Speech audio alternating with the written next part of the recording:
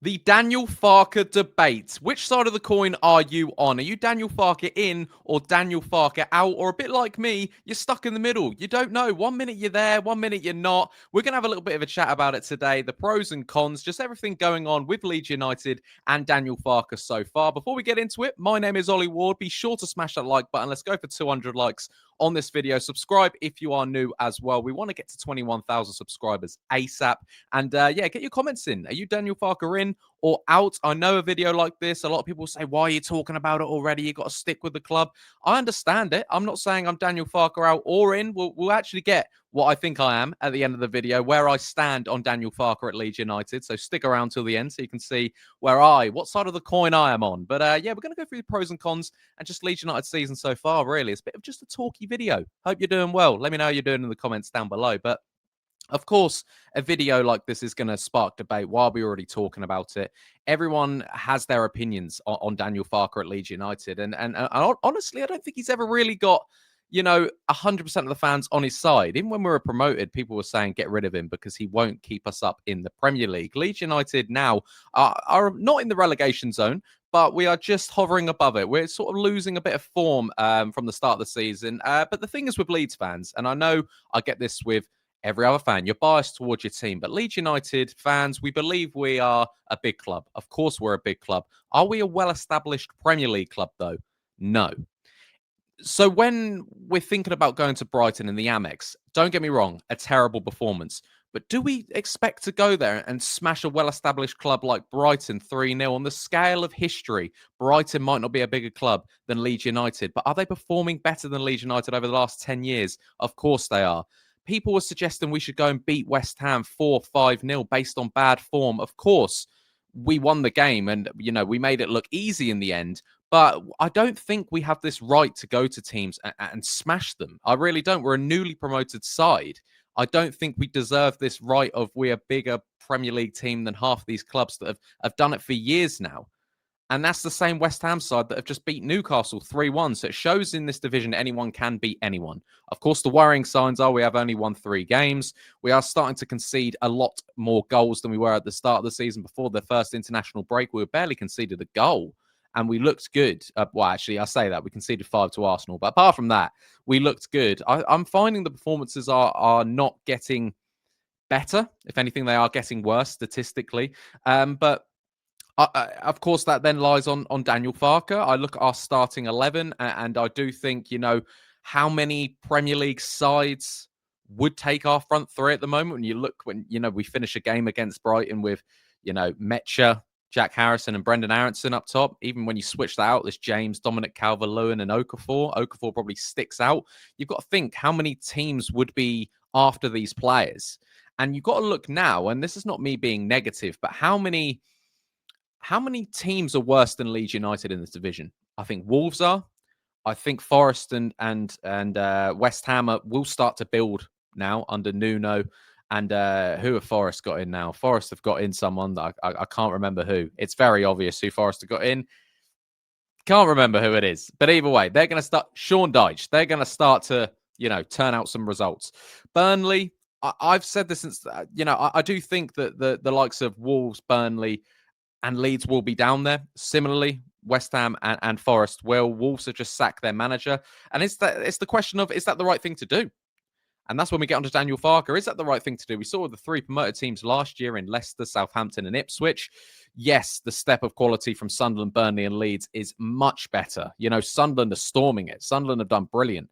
Similarly, so have Leeds and Burnley. We've gone a bit under the radar recently. Both teams have started to fall off a little bit.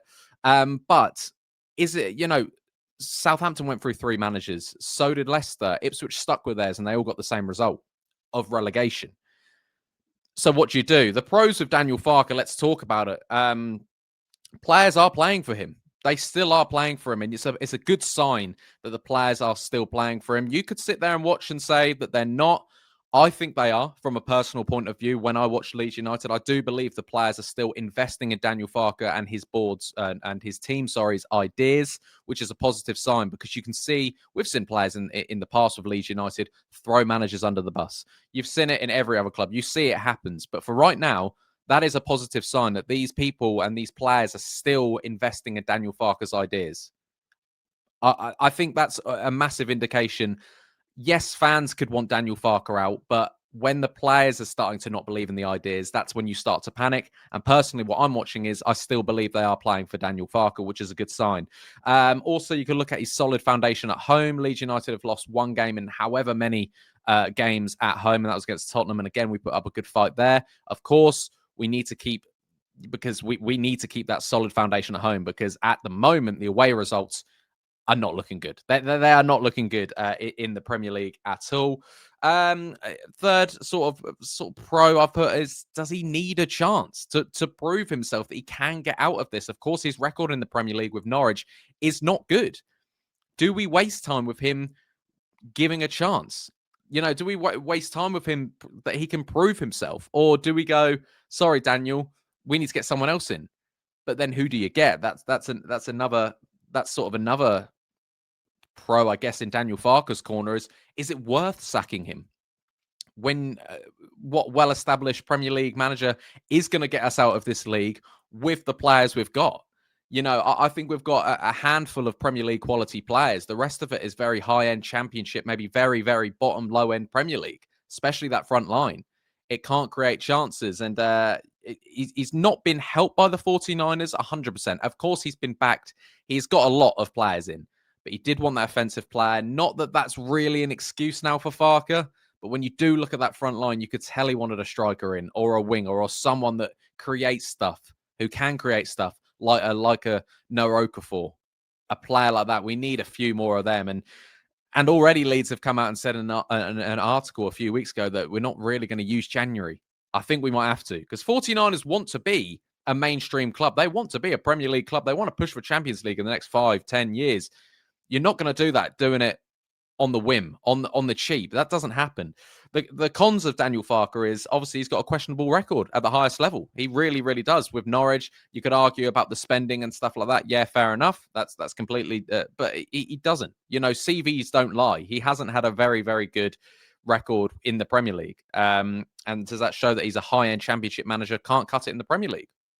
That's a debate we can both have. We're having right now. Also, he's sort of tactical rigidity. Do you know what I mean? His issues creating chances with these tactics that, but Brighton was a perfect example. The best pressing team, and we're trying to play it out from the back. The chance creation, he'll talk about XG and things like that. Of course he will. And I don't believe it if the ball's not in the back of the net. Really, I don't. And we've known for years Daniel Farke has had, especially in the Championship, has had the best team, so he wins games. And that's how it works. In the Premier League, you are not the big fish anymore. You are not that big fish in a small pond. You are that small fish in a big pond in the Premier League, and you need to have attacking created chances. And Leeds United are lacking that in the last few weeks. And another con of Daniel Farke is his in-game management, his sub-criticism as well. He's got 4 signings on the bench that, he's brought in. Why are they not playing and things like that? That was just looking back at the Brighton game. His in-game management where he does that thing where at the end, he's chucking on 3 strikers,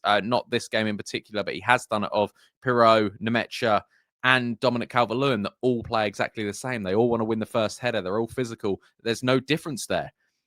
Is that down to what he's got to, that's all he's got? When you look at when you're looking, you're trying to save a game and you're bringing on Jack Harrison and in a bit of fairness, Dan James, who's not up to fitness yet, it is worrying. It is worrying for the Premier League. For me right now, and I'm going to say this, I am Daniel Farke in. For right now, you can disagree with me in the comments down below. Right now, I'm Daniel Farke in. I believe it would cost Leeds United more to get rid of him right now than it will benefit the team personally. Give it 5-6 games. I could be on the complete other side. But as of recording, the 3rd of November, Monday, 2025, I'm Daniel Farke in. And not many sort of content creators are coming out there and saying, I'm fully in support of Daniel Farke. I'm not fully in support. Don't get me wrong. This could change, and things need to change with Leeds United if we want to be this well-established Premier League club, if we want to stay up, if we want to kind of do what Sunderland are doing right now. And I do believe they will drop down as the season goes on. Of course they will, because they've started brilliantly. I do think they will start to drop. They might not, though. I think for right now, I am Daniel Farke in. Until the players start to turn, until we start getting battered week in, week out, I've got to stick with him. I really do. Until another manager comes up, until things start looking bad. And I tell you what, the November and December fixtures look terrible. They really, really do. And that's when I think I'll start to see a turn in my decision, maybe on Daniel Farke. But for right now, I'm sticking with him. I really am. I want to know what you guys think in the comments down below. Please let me know your opinions. Are you Daniel Farke in or out, or you stuck in the middle? 1 minute you don't know, 1 minute you're there, 1 minute you're not. Let me know in the comments down below. It'll be really helpful. Guys, I don't really know what this video was. Just a Daniel Farke debate. We're just talking about him. Let me know your thoughts in the comments down below. I've been Ollie Ward. You guys have been excellent. And yeah, I'll catch you in the next one. Cheery. Oh.